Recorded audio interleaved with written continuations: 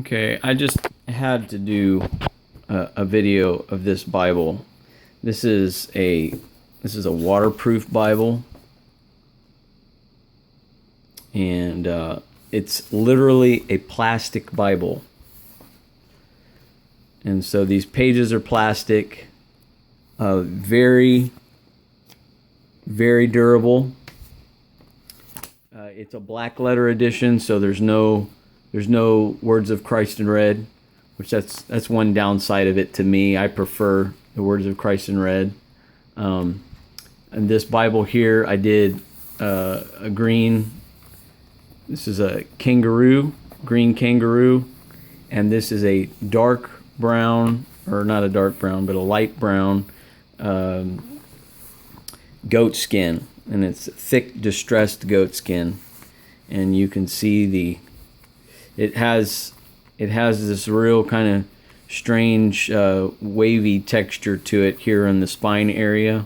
And so I centered this cover on the center of the back of the hide of the goat, so that the ridge of that back came out on the spine, and so that neat texture is not really all the way front and back. It really has that bumpy unevenness right there on the spine, and so you get a little bit of the waviness, like you can feel a ripple here. That's in the leather. It's not in the craftsmanship. Anyway, so here we got here we got 3 ribbons. I really like the choice of ribbons that this client picked, and instead of the royal blue and a bright red, he got a wine color and a navy blue. And then here, this is a cream colored ribbon. So in person, this actually looks a little bit bright in the video, but in person, it really looks like a vintage red, white, and blue setup, and that's really nice. Here we got the long cross on this, and I did no burnishing. Usually I cut these in with a hot tool. I did none of that. I only used cold tools to tool this in. After it was wet with the glue, the leather remains a little bit workable, and so I was able to cut all this in without actually burnishing it in with a knife. Here we also, on the spine, on the ribs, I did not cut these in with the hot burnishing tool either. So it just had the smallest ribs that I have available underneath this leather, and then cut those in with cold tools. On the Yapp, this is a I think a 3/4 inch. It's a 3/4 inch Yapp, and that's about as big as I ever go on a Yapp like this. But it was able to make a full Yapp all the way around. And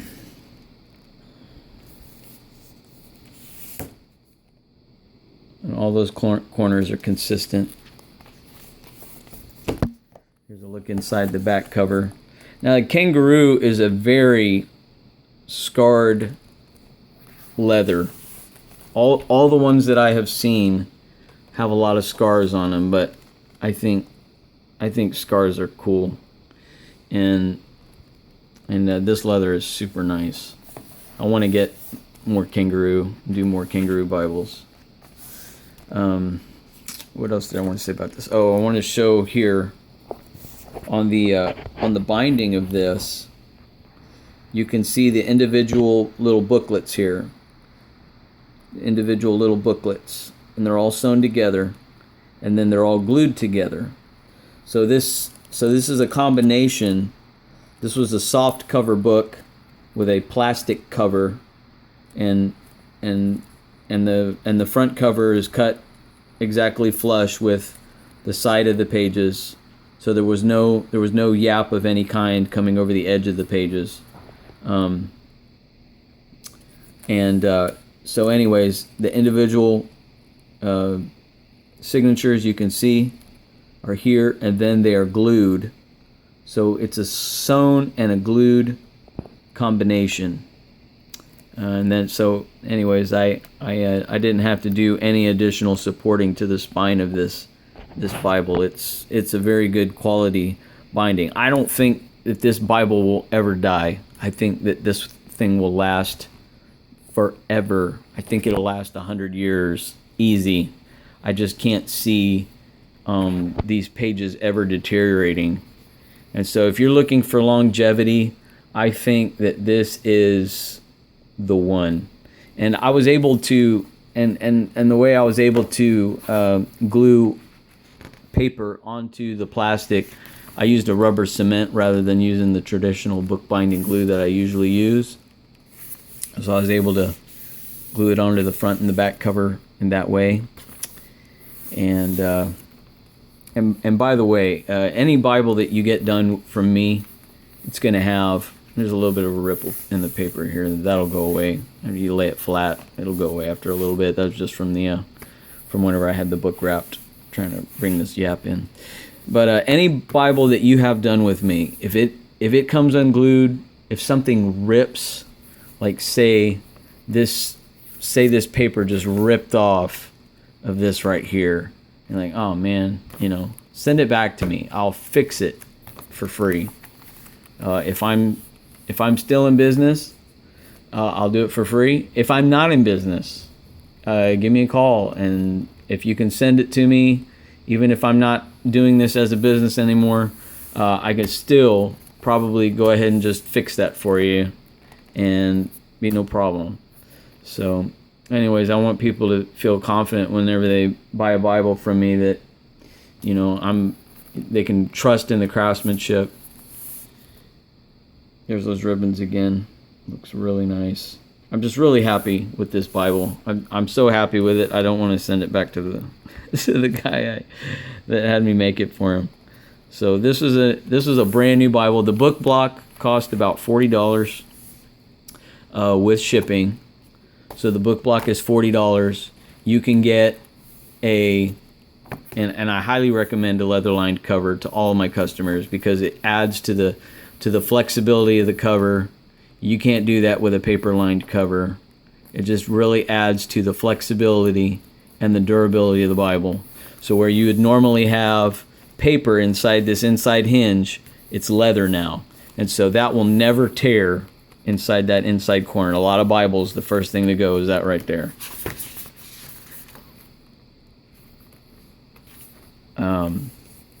So for the cover, the Bible's $40. For a basic cover for a Bible this size is $130, but I recommend that you get the leather liner. That's an extra $30. So you're looking at $200 for a leather-lined Bible. That will include raised ribs on the spine.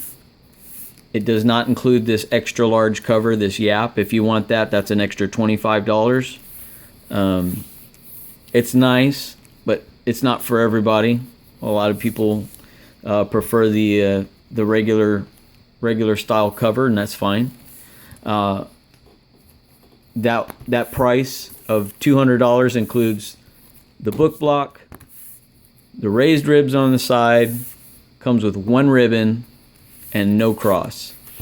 So, and for $200 you'll have a Bible that'll probably last forever. If you want kangaroo, that's extra because these hides are really expensive. So, but you can get a comparable leather liner, and I have green in sheepskin and I have goatskin that's green. So it's a little bit different green than this. I actually have a cowhide that's green also. But anyways, I did 3 videos of this on my Instagram, and I'm like, I just want to talk about this Bible more because it's just really awesome. So I guess I've said everything that I want to say about this. Let me take a look at the text for a minute. This text is not a large print. It's not very big, but it's not tiny. I would say it's probably an 8 point. I would call that an 8 point or an 8.5. And so it's very readable, in my opinion. And the weight of this book is pretty heavy. As far as it's because it's plastic, it is a heavier Bible for what size that it is, but it's not a big Bible, so it's not going to be, a nuisance to carry around. If you're outside, if you've ever been outside reading your Bible, and you start to get some sprinkling, and you're like, oh, I gotta close my Bible because that paper is really sensitive to little droplets of water. This Bible, you could just keep on reading.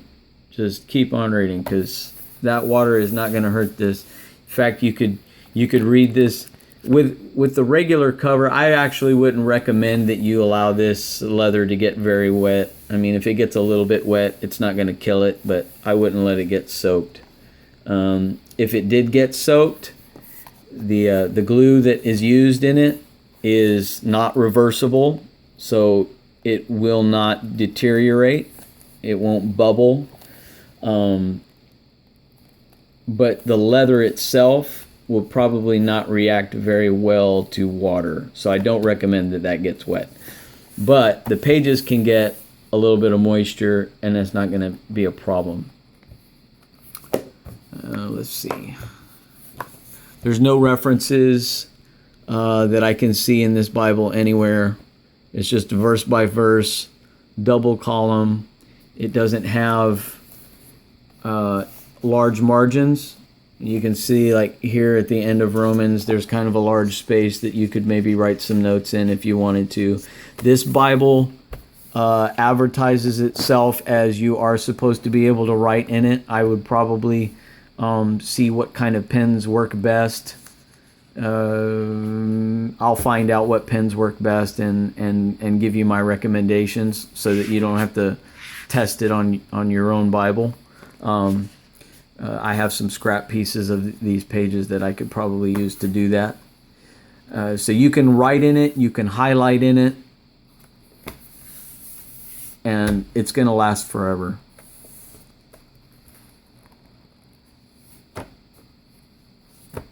Just a great feeling. It just feels really nice. It doesn't feel cheap, but it's plastic. It's just amazing. It's just an amazing Bible. I want one. I'm gonna get one. So anyways, $40 for the book block, $130 for a regular cover, $30 for a leather lining, and you'll be set with an awesome Bible. Thanks for watching my video.